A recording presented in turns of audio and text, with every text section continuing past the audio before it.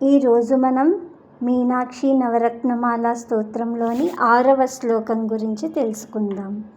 గౌరీం మంజుళమీననేత్రయుగళాం కోదండ శుభ్రూలతాం బింబోష్ఠీం జితకుందదంతరుచిరాం చాంపేయనాసోజ్వలాం అర్ధేందుప్రతిబింబఫాలరుచిరామాదర్శగండస్థలాం మీనాక్షీం మధురేశ్వరీం సుఖధరాం శ్రీపాండ్యబాలాం భజే.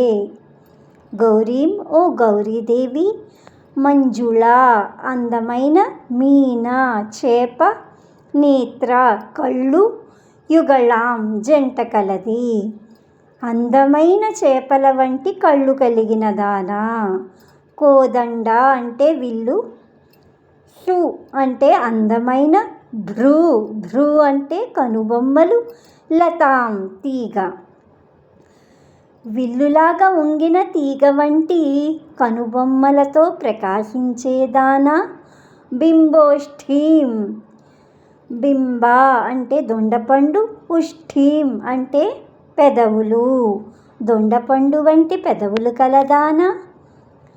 జితకుందదంతరుచిరాం, జిత అంటే జయించిన, కుంద అంటే ముల్ల పువ్వులు, దంత అంటే పళ్ళు, రుచిర అంటే అందమైనవి.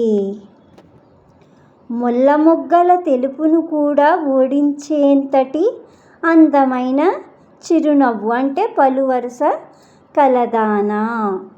చాంపేయ నాసోజ్వలాం, చాంపేయ అంటే సంపెంగ పువ్వులు, నాస అంటే ముక్కు, ఉజ్వలాం అంటే ప్రకాశించేది. సంపెంగ పువ్వు లాంటి తీర్చిదిద్దిన నాసికము కలదానా. అర్ధేందు ప్రతిబింబఫాలరుచిరామాదర్శగండస్థలాం, అర్ధేందు నెలవంక, ప్రతిబింబ పోలిన, ఫాల నుదురు, రుచిరాం అందమైన, ఆదర్శ అద్దం, గండస్థలాం బుగ్గలు. నుదురు అష్టమి నాటి అర్ధచంద్రుని వలె అత్యంత మనోహరంగా వెలిగిపోతుందట. అలాగే ఆమె బుగ్గలు స్వచ్ఛమైన అద్దాల వలె ప్రతిబింబాన్ని చూపేంత మెరుపుతో నునుపుగా ఉన్నాయట. మధురేశ్వరి మధురైని పాలించే ఈశ్వరి, సుఖధరాం చిలుకను ధరించిన దాన, శ్రీ పాండ్యబాలాం పాండ్యరాజు యొక్క కుమార్తె అయిన మీనాక్షిని భజిస్తున్నాను.